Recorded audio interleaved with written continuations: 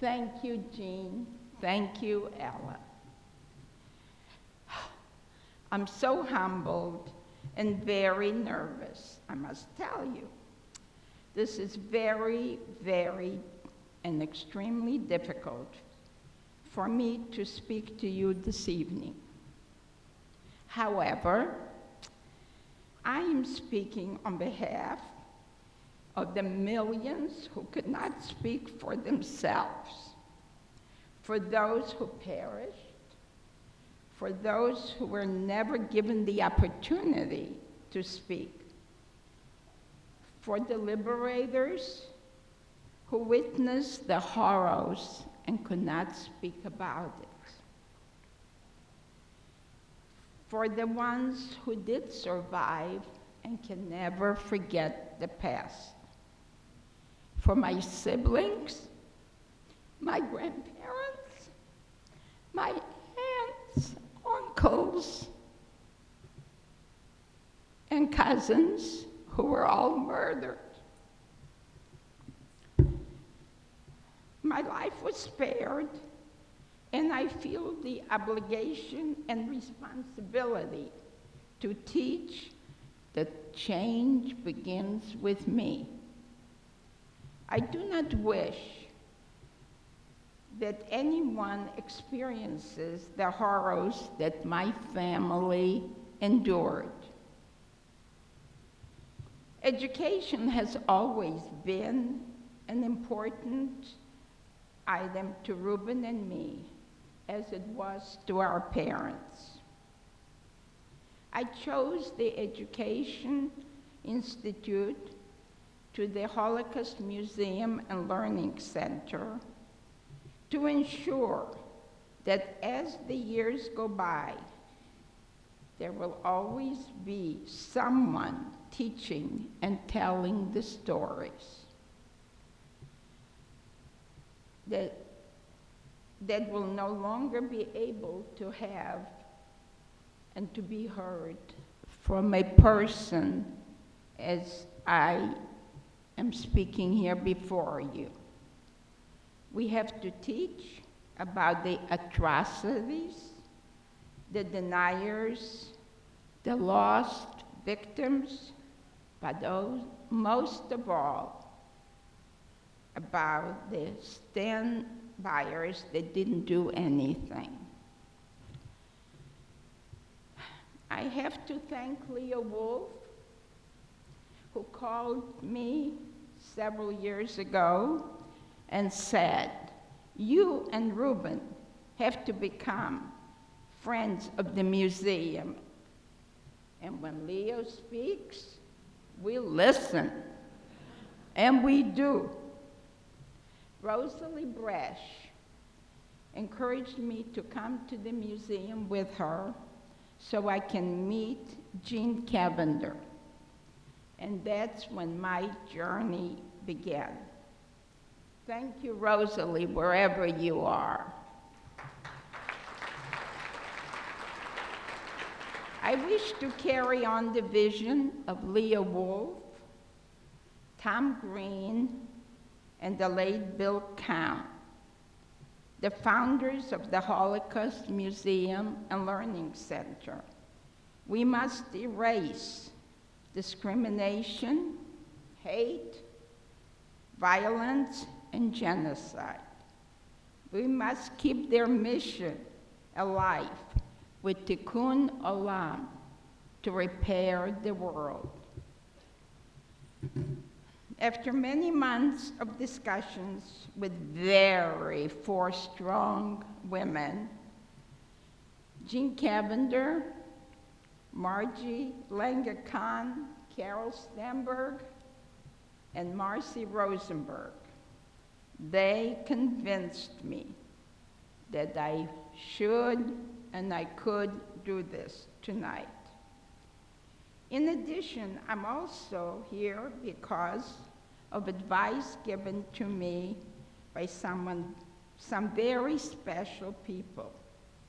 At lunch with Tom Green one day, he told me that he set up a philanthropic family fund so he could make sure his children would be philanthropic. Michael and Carol Stenberg, two of the most generous donors, told me I had to attach my name to my causes, with the hope that it would encourage and inspire others to get involved. It is so not my style. However, when two generous people say, Gloria listens, and I fell for it, and here I am. Mike, thanks a lot. Michael and Carol, Carol and Michael, am I doing it right? Okay. Education is the key to a better future. I would like to thank our wonderful staff, Jean, Dan, Andrew, our chair, Kent, our docents, teachers, and many, many volunteers for the difficult task of addressing day after day how to teach our community about the Holocaust and about genocide. It is my goal and mission to make sure that no one endures the suffering that I and many others experienced. My childhood was taken away from me. I lost most of my family, but what I gained was determination and stubbornness.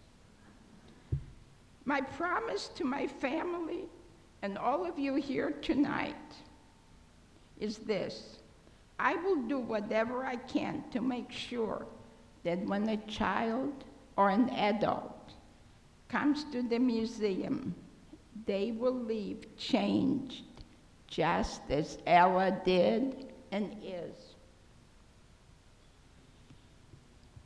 During the difficult times, all I wanted was a pair of shoes to get through the winters and the heavy snow. What I now want is to make a difference. It is not what you have, it's what you do with what you have. I believe that I survived while hiding in the trenches, in the ghettos, and many camps for a reason. My mother and father saved my brother and me. This is my way of thanking them and honoring them.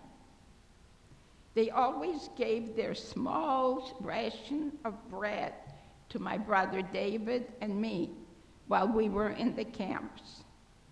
The four of us escaped many times from death.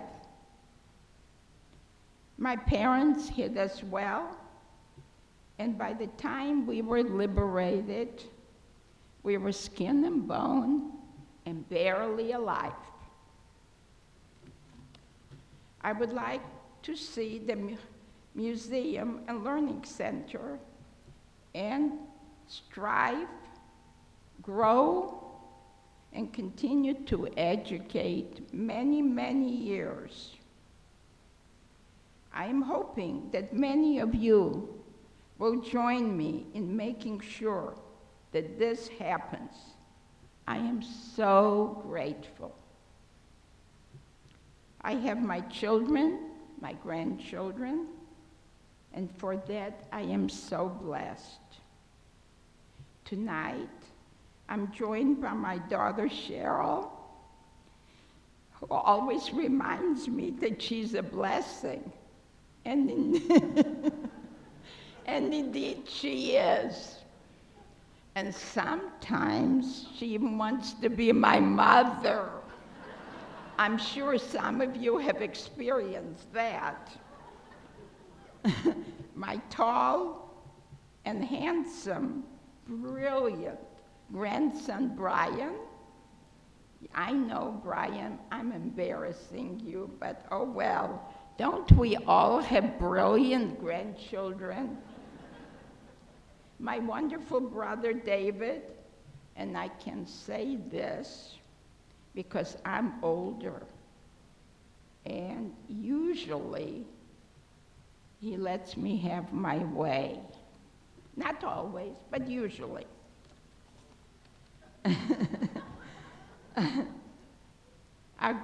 My granddaughter, Sarah, could not be here tonight. She lives in New York, and she actually has a job.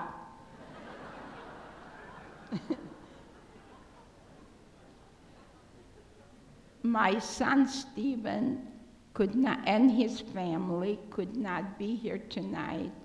They're in the state of Washington trying to survive the fires. This evening is not about me and my survival. It's about our children, our grandchildren, and the survival of Israel and its people and the people of the world. May the next generation learn from our history to love one another, not to hate. I want to leave tonight on a note of optimism. I'm encouraged by the many, many friends and guests here this evening. Make a difference, remember, honor, act. Thank you for listening to part of my life story.